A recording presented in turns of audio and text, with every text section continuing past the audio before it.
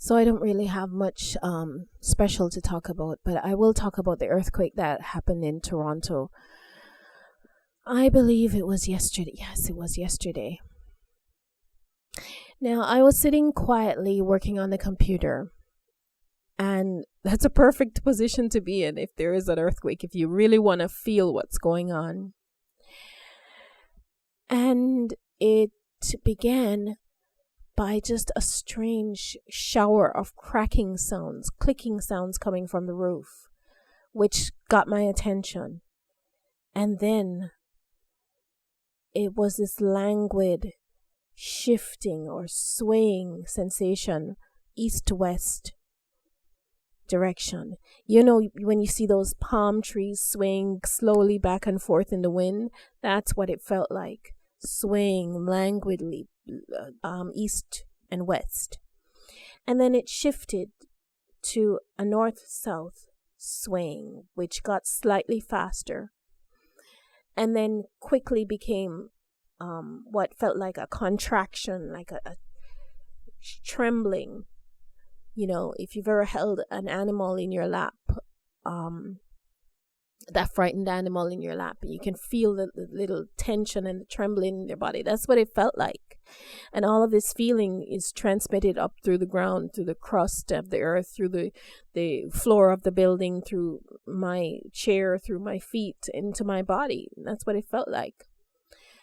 So I guess that's what they call high frequency vibration. When the trembling becomes really fast, it doesn't even feel like a swing anymore. It just feels like a contraction and a trembling. So that's what it felt like. And it got me thinking about this concept of groundedness, of being grounded. And, you know, metaphysical teachers always telling you about how to ground yourself and to feel connected to the earth. How much we depend on the sense of security that the earth provides, that how much we depend on the earth staying still under our feet to feel secure in this world. And once that earth begins to move beneath your feet and you're not causing that movement, how desperate and insecure you feel. When you go for a walk and you lift your foot and place it back down, you expect the ground to be there to meet your foot, right? I mean, if you went for a walk one day and you went careening off the side of the earth into nothingness, it would be terrifying on so many freaking levels, right? I mean, aside from the fact that you would die, it would be terrifying, wouldn't it? That we depend on the earth to be there.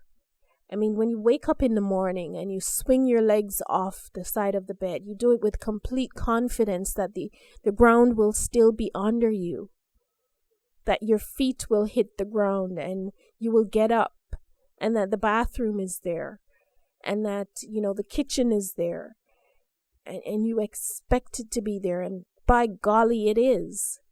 But when that earth begins to shake beneath your feet, boy, you know, I mean, I had a little mini post-traumatic stress from that earthquake, because every little sound that I heard coming from the ceiling felt like the earth was swaying again.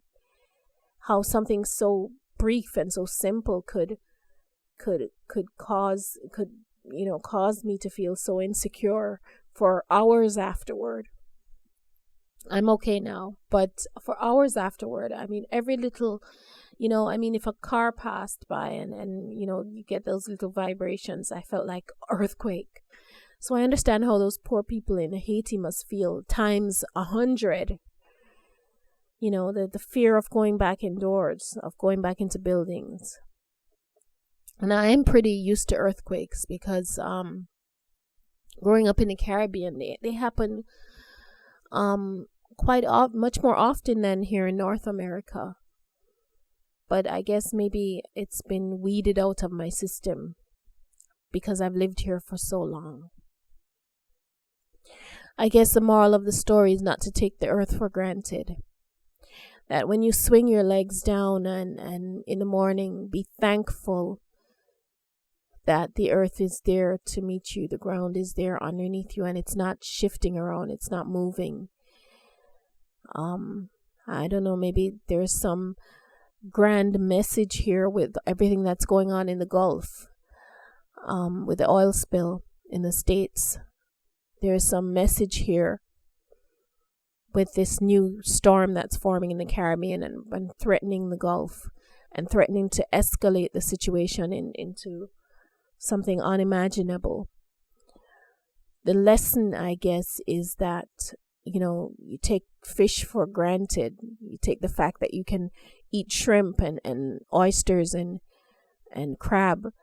You can get on a boat and go out there onto the ocean and just harvest this wealth of nourishment from the earth without having to do much to provide it. I mean, the oysters reproduce and they take care of themselves, and the crabs find food and reproduce and grow, and they're just sitting there waiting for you to harvest them, and you can make a very good living being a fisherman. And we just take these things for granted, and we don't show gratitude and appreciation for the things that support us naturally and effortlessly, and we don't have to pay for it. The earth doesn't send us a bill, an invoice for the clean air that we breathe. It doesn't charge us for the fish that we harvest. The ground doesn't charge us for being there every time we swing our legs down off of the bed and put our feet down and stand up. It's just there for us all the time, and we take it for granted, and then suddenly it's being threatened on a massive scale, and we lose this confidence, we lose our sense of groundedness, and we become paranoid and have this post-traumatic stress, and then we realize just how valuable those things are. And I don't like neocons. I don't like Republicans at all, and I don't like them because of their ideology, their ideas about the world, and this idea that, well, you can have anything you want if you can pay for it, and yet the earth supports them. I mean, the trees don't charge the Republicans for the clean air that they breathe, the oxygen they breathe. They're breathing in and out just like all the rest of us. I mean, the ground is there to meet their feet when they put their foot down. But yet they have this idea that, well, if you can't pay for something, then you're not entitled to it. So of course, poor people get thrown by the wayside. They have no use for the poor. They worship and adore the wealthy. They don't respect the earth. They flout environmental laws. They mock environmental laws that are supposed to preserve the natural gift of the earth. I mean, what would happen if the earth sent Republicans a bill that said charges for services rendered?